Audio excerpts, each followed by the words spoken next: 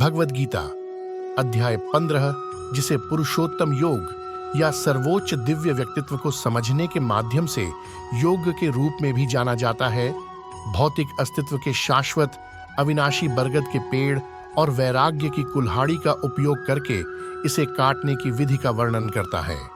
भगवान कृष्ण आगे परमात्मा की प्रकृति और नाशवान भौतिक शरीर, अविनाशी आत्मा और परमात्मा के बीच अंतर बताते हैं।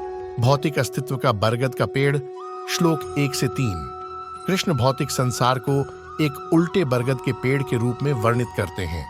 इसकी जड़ें ऊपर की ओर ब्राह्मण, अंतिम कारण और शाखाएं नीचे की ओर भौतिक अभिव्यक्तियां हैं। पेड़ की शाखाएं 3 गुणों, भौतिक प्रकृति के गुणों द्वारा पोषित होती हैं और इसकी टहनियां इंद्रिय वस्तुएं हैं। पेड़ की जड़ें नीचे की ओर जाती हैं और आत्मा को भौतिक संसार में बांधती हैं। इस वृक्ष का वास्तविक स्वरूप, इसका आरंभ, अंत और अस्तित्व इस संसार में नहीं देखा जा सकता।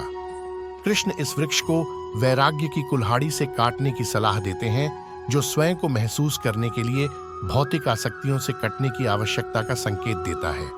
परमधाम, श्लोक 4 से 6। इस वृक्ष को काटने के बाद व्यक्ति को भगवान के परम धाम की तलाश करनी चाहिए, जहां से कोई वापसी नहीं है।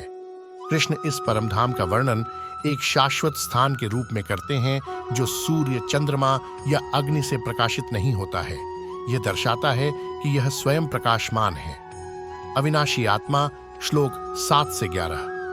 कृष्ण बताते हैं कि इस भौतिक संसार में व्यक्तिगत आत्माएं उनके शाश्वत खंड हैं। वे भौतिक इंद्रियों और मन के साथ जुड़ाव के कारण भौतिक संसार में उलझ जाते हैं।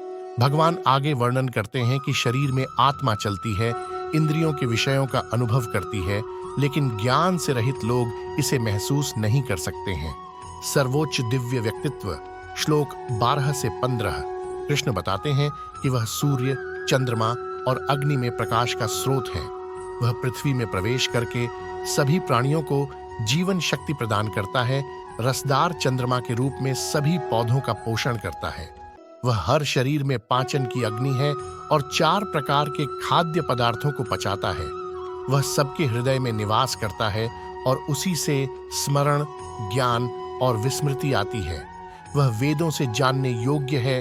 वह वेदांत का संकलन करता है और वह वेदों का ज्ञाता है। नाशवान और अविनाशी प्राणी, श्लोक 16 से 20। इस संसार में 2 प्रकार के प्राणी हैं, नाशवान सभी प्राणियों के भौतिक शरीर और अविनाशी शाश्वत व्यक्तिगत आत्माएं। लेकिन इनसे परे सर्वोच्च सत्ता अविनाशी भगवान है, जो तीनों लोकों में व्याप्त है और उनका पालन पोषण करता है।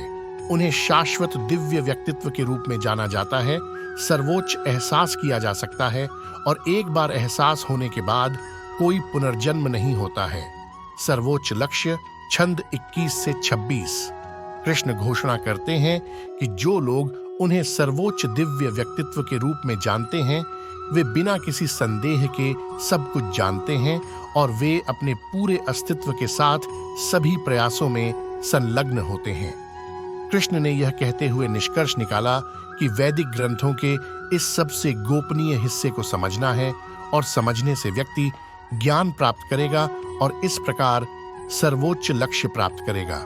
यह अध्याय हमें भौतिक संसार, आत्मा और सर्वोच्च सत्ता की प्रकृति के बारे में गहन जानकारी देता है। यह हमें अपने अस्तित्व के भौतिक पहलुओं से अलग होने और सर्वोच्च दिव्य व्यक्तित्व की तलाश करने के लिए प्रोत्साहित करता है, जिसे समझकर हम जीवन के अंतिम लक्ष्य को प्राप्त कर सकते हैं।